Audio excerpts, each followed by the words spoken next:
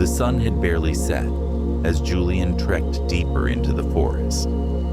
He'd been hiking for hours, his curiosity driving him further into the dense woods.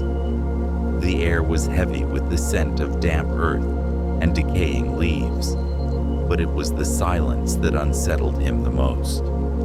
It wasn't the kind of silence one hears in nature. This was unnatural, like the forest itself was holding its breath. Julian had heard the rumors. Old tales whispered about the abyss, a place in the woods that no one had ever returned from. People spoke of a dark, endless hole that swallowed those who ventured too close. His rational mind dismissed the stories as just that, stories.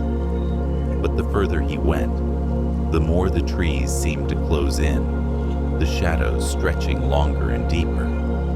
He stumbled upon it when the moon was high, its cold light illuminating the ground below. At first, it seemed like just a patch of darker earth, an unusual dip in the landscape. But as he stepped closer, his heart began to race. The earth around it had a strange, unnatural sheen, and the hole beneath him seemed to pulse, like it was alive.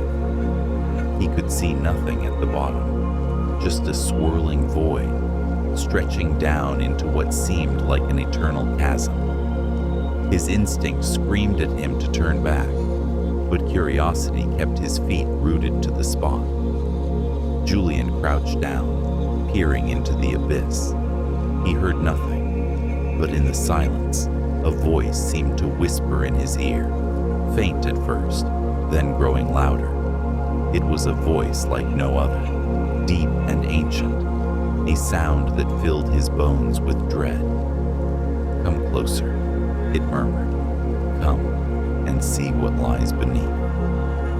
Before he could react, a sudden gust of wind blew through the trees, pulling at him. His feet slipped on the wet earth, and in an instant, he found himself falling, plunging into the darkness below. He tried to scream, but the air was thick, choking him as he descended further and further. The abyss stretched on forever. It wasn't a fall, but a slow drift, like the air itself had become a tide that carried him down. He reached out, but there was nothing to grasp, only the endless darkness wrapping itself around him like a shroud. And then, just as suddenly, the descent stopped. He was suspended in nothingness, weightless and alone. His breath came in ragged gasps, and in the darkness, he heard a sound, a scratching, like something moving in the distance. A figure emerged from the blackness, its outline faint but unmistakable. It was humanoid, but twisted. Its limbs were too long, its skin stretched tight over its bones. Its eyes, dark as the void itself, locked onto his, sending a jolt of terror through his chest. It opened its mouth, and from the depths of its throat, the same voice that had called him echoed once more. "You shouldn't have come here." Its voice 1,000 times older than the earth itself. Now, Julian tried to move, but his body betrayed him. His limbs were paralyzed, frozen in place.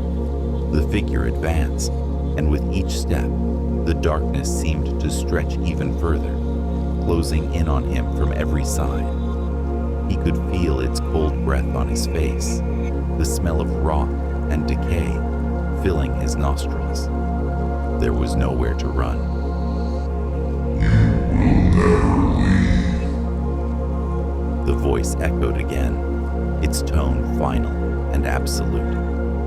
The last thing Julian saw was the figure reaching out toward him, its fingers long and twisted, before everything around him collapsed into nothing.